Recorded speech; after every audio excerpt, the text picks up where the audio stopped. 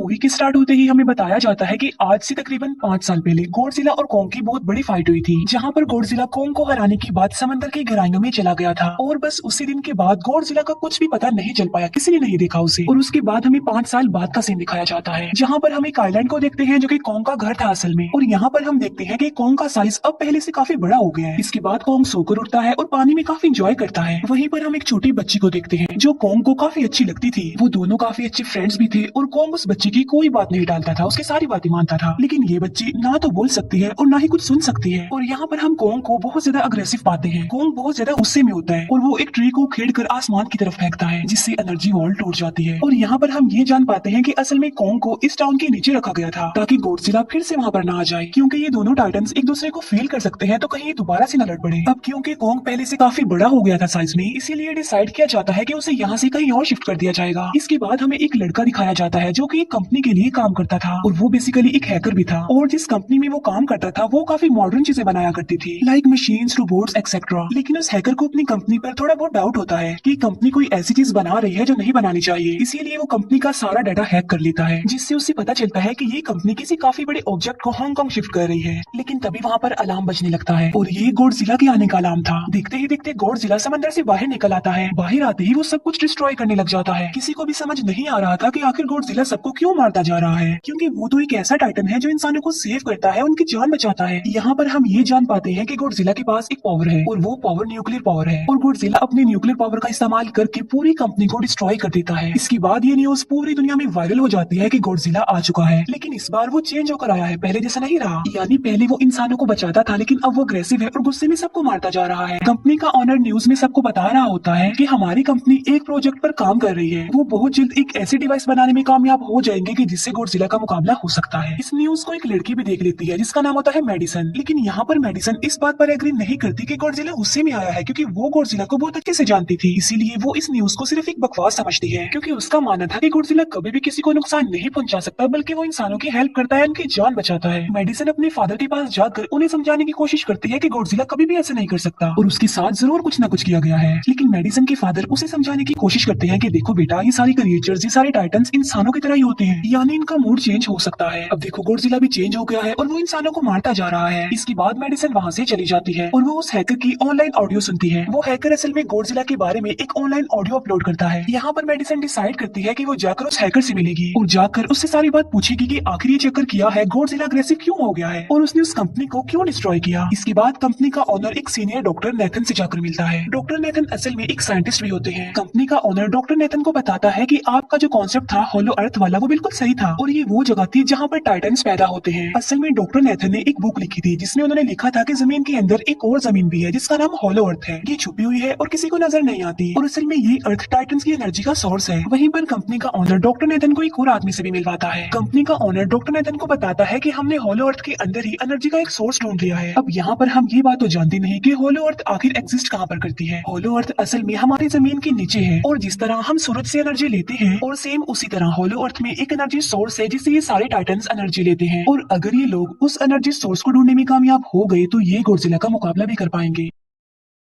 Doctor Nathan उनसे पूछता है कि आखिर हम उस हॉलो अर्थ तक जाएंगे कैसे, क्योंकि अब से कुछ साल पहले मेरे भाई ने भी वहां पर जाने की कोशिश की थी, लेकिन वो नहीं जा पाया और मर गया। यहाँ पर हम ये बात भी जान पाते हैं कि हॉलो अर्थ में ग्रेविटी नहीं होती, इसीलिए वहाँ पर हर चीज हवा में उड़ने लगती है। जिस पर कंपनी का ओनर डॉक्टर नेथन को कहता है कि आपको इस बारे में फिक्र करने की कोई जरूरत नहीं है, क्योंकि हमारी कंपनी ने एक एंटी ग्रेविटी कार बनाई है जिसकी मदद से हम वहाँ यानी हॉलो अर्थ पर जाएंगे। कंपनी का ओनर ये भी बताता है कि हर टाइटन्स में एक एबिलिटी होती है जिसकी मदद से हर टाइटन्स अपने घर को ढूंढ सकता है, इसीलिए हमें एक कॉम की हेल्प लेनी चाहिए। इसके बाद डॉक्टर नेथन अपनी एक फ्रेंड जो कि डॉक्टर भी थी उससे मिलते हैं और ये फीमेल डॉक्टर कॉम की देखभाल भी करती थी। डॉक्टर नेथन उस फीमेल डॉक्टर को समझाने की कोशिश करते हैं कि हमें कॉम को उसके घर पर भेजना चाहिए और उसका घर हॉलो अर्थ है, क्योंकि हम उसे ज्यादा टाइम के लिए यहाँ पर नहीं रख सकते और अगर वो यहाँ से बाहर निकला भी तो गॉडजिला उस पर अटैक कर देगा, इसीलिए कॉम सिर्फ हॉलो अर्थ में ही सेफ रह सकता है। अब थोड़ी बहस के बाद फाइनली वो फीमेल डॉक्टर भी इस बात के लिए एग्री हो जाती है, क्योंकि इसके अलावा उनके पास और कोई ऑप्शन जो नहीं था। फिर ये लोग अपनी पूरी आर्मी के साथ कॉम को हॉलो अर्थ की तरफ ले जाने लगते हैं। कॉम को को ये लोग चेन से बांध कर ले जा रहे थे। कोंग की फ्रेंड यानी वो छोटी बच्ची कोंग से इशारों में बातें करती है। बच्ची बताती है कि कोंग को गुस्सा आ रहा है क्योंकि उसे जंजीरों से बांधा हुआ है। आर्मी का लीडर उस फीमेल डॉक्टर को कहता है कि हम गॉडजिला के रास्ते से नहीं गुजरेंगे और हम किसी दूसरे रास्ते से ही जाएंगे ताकि गॉडजिला को पता न चल पाए। जिस पर वो फीमेल डॉक्टर कहती है कि जी हाँ बिल्कुल हमें ऐसा ही करना चाहिए क्योंकि गॉडजिला और कोंग की काफी पुरानी दुश्मनी है, क्योंकि वो दोनों ही खुद को मॉन्स्टर्स का किंग समझते हैं और अगर वो दोनों एक दूसरे के सामने आ जाते हैं तो तबाही मचा देंगे। फिर हम मेडिसन को देखते हैं जो कि अपनी फ्रेंड को लेकर उस हैकर से मिलने जाती है। यहाँ पर वो हैकर उन लोगों को बताता है कि असल में कंपनी एक काफी बड़ी चीज बना रही है और उस चीज को बनाकर हांगकांग शिफ्ट कर दिया जाएगा। लेकिन गॉडजिला को ये बात पसंद नहीं आई, इसीलिए उसने उस कंपनी पर अटैक करके उसे डिस्ट्रॉय कर दिया। फिर हम देखते हैं कि कोंग वाली शिप में अलार्म बजने लगा है। वो बच्ची फीमेल डॉक्टर को बता रही होती है कि गॉडजिला आ रहा है। डॉक्टर नेथन कहता है कि अब क्योंकि गॉडजिला बाहर आ रहा है तो हमें कोंग को भी आजाद कर देना चाहिए, यानी उसकी चेन्स खोल देनी चाहिए ताकि वो गॉडजिला का मुकाबला करके हम सबको बचा ले। और अब फाइनली गॉडजिला बाहर आ जाता है जो एक शिप को डिस्ट्रॉय करते हुए आगे बढ़ रहा था उन लोगों की तरफ। जब कोंग को पता चलता है कि गॉडजिला आ रहा है तो वो जोर से चिल्लाने लगता है, लेकिन उसे तो चेन से बांधा गया था। फिर ये लोग गॉडजिला पर रॉकेट और मिसाइल से अटैक करते हैं जिसका गॉडजिला पर जरा भी असर नहीं होता। जो उन लोगों के प्लेन्स होते हैं गॉडजिला उन्हें भी डिस्ट्रॉय कर देता है। और अब गॉडजिला कोंग वाली शिप की तरफ बढ़ रहा था। गॉडजिला उन लोगों की सारी शिप्स को डिस्ट्रॉय कर देता है और यहाँ पर गॉडजिला उनके शिप को पलट देता है जिससे कोंग और बाकी लोग समंदर में डूबने लगते हैं। फिर वो लोग कोंग की चेन्स को खोल देते हैं ताकि कोंग गॉडजिला का मुकाबला करके उन सबको बचाए। फिर गॉडजिला और कोंग की ग्रेट फॉल होती है जिससे कोंग गॉडजिला को समंदर में काफी नीचे फेंक देता है। फिर वो पलटी हुई शिप को सीधा करता है ताकि सब लोगों की जान बच सके, लेकिन गॉडजिला एक बार फिर से उठता है और वो उस शिप की तरफ जा रहा था जिसमें वो बच्ची थी। और यहाँ पर कोंग एक शिप से दूसरी शिप पर जंप करके फाइनली उस शिप तक पहुंच जाता है जहाँ पर गॉडजिला आ रहा था। यहाँ पर कोंग गॉडजिला को एक जोरदार पंच मारता है। फाइट बैक करते हुए गॉडजिला भी कोंग को मारता है जिससे कोंग नीचे गिर जाता है। कोंग एक बार उठकर फिर से गॉडजिला को मारता है और गॉडजिला जाकर समंदर में गिरता है। इस बात से गॉडजिला को काफी गुस्सा आ जाता है और यहाँ पर वो अपनी पावर यानी न्यूक्लियर पावर का इस्तेमाल करता है। ये देखकर कोंग जल्दी से अपनी जान बचाने के लिए पानी में कूद जाता है। गॉडजिला की जो न्यूक्लियर पावर की लाइट होती है वो हर जगह फैल जाती है। सब लोग उसे देखकर काफी हैरान रह जाते हैं और यहाँ पर हमें अंदाजा हो जाता है कि गॉडजिला कितना ज्यादा पावरफुल है। फिर समंदर के अंदर ही उन दोनों के बीच फाइट होने लगती है। गॉडजिला तो पानी में सांस ले सकता था, लेकिन कोंग जो कि इंसानों की तरह था वो पानी में सांस नहीं ले सकता था, इसीलिए कोंग हारता हुआ नजर आ रहा था।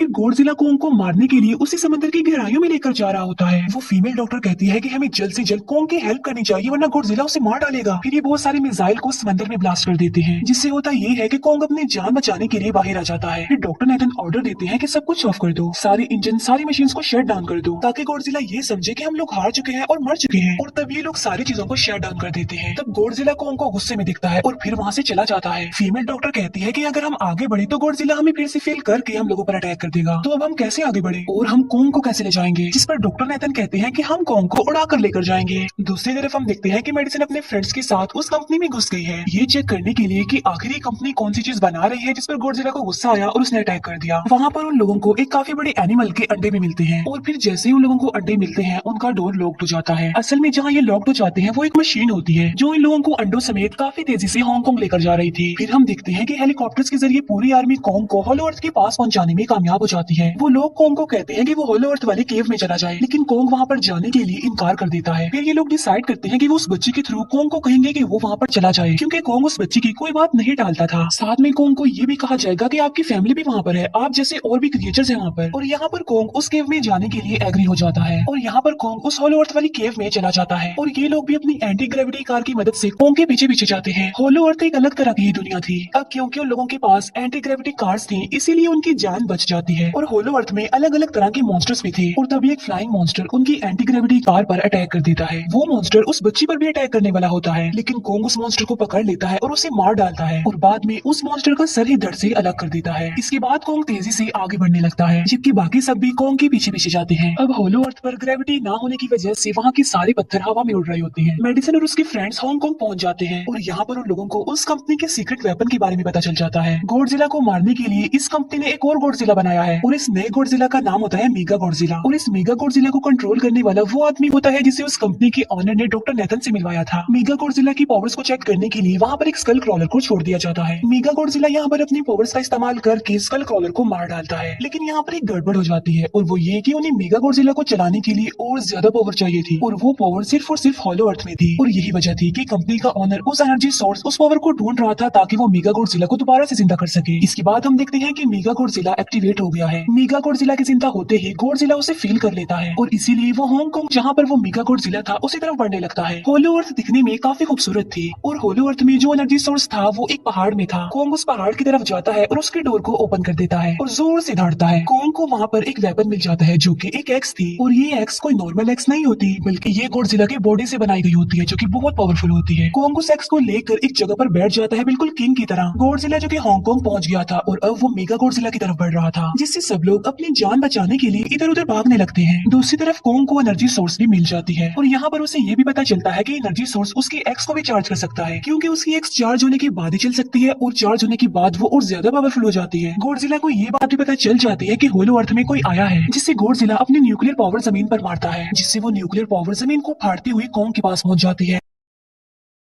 कंपनी की एक फीमेल ऑनर उन लोगों के साथ ट्रिक करती है। वो इस एनर्जी का थोड़ा सा सैंपल अपनी कंपनी के पास भेज देती है ताकि वो लोग मेगा गॉडजिला को एक्टिवेट कर दें। हालांकि फीमेल डॉक्टर उसे ऐसा करने से मना करती है लेकिन वो उसकी एक नहीं सुनती और जब उस लड़की को रियलाइज होता है कि यहाँ पर गॉडजिला भी आने वाला है तो वो वहाँ से भागने लगती है। लेकिन तभी कोंग उसकी कार को पकड़कर उसे डिस्ट्रॉय कर देता है। कोंग अपना एक्स लेकर गॉडजिला से लड़ने के लिए तैयार हो जाता है क्योंकि इस न्यूक्लियर पावर के जरिए गॉडजिला ने कोंग को लड़ने का इशारा दिया था। फिर कोंग वहाँ से भागते हुए हांगकांग आ जाता है। कोंग गॉडजिला पर अटैक करता है लेकिन बाय मिस्टेक उसकी वो एक्स एक बिल्डिंग में फंस जाती है और मौके का फायदा उठाकर गॉडजिला कोंग को नीचे गिरा देता है और यहाँ पर इन दोनों के बीच जबरदस्त फाइट होती है। गॉडजिला कई बार अपनी न्यूक्लियर पावर का इस्तेमाल करके कोंग को मारने की कोशिश करता है लेकिन कोंग बहादुरी से मुकाबला करते हुए हर बार बच जाता है। फिर कोंग अपनी एक्स से गॉडजिला पर अटैक करके उसे इंजर्ड कर देता है जिससे गॉडजिला को गुस्सा आ जाता है और वो अपनी न्यूक्लियर पावर का इस्तेमाल करके कोंग को दूर फेंकता है लेकिन कोंग अपनी एक्स की मदद से उस पावर को अपनी तरफ आने से रोक देता है। इन दोनों के बीच काफी देर तक फाइट चलती रहती है। अब क्योंकि गॉडजिला काफी ज्यादा पावरफुल था इसीलिए कोंग हारता हुआ नजर आ रहा था।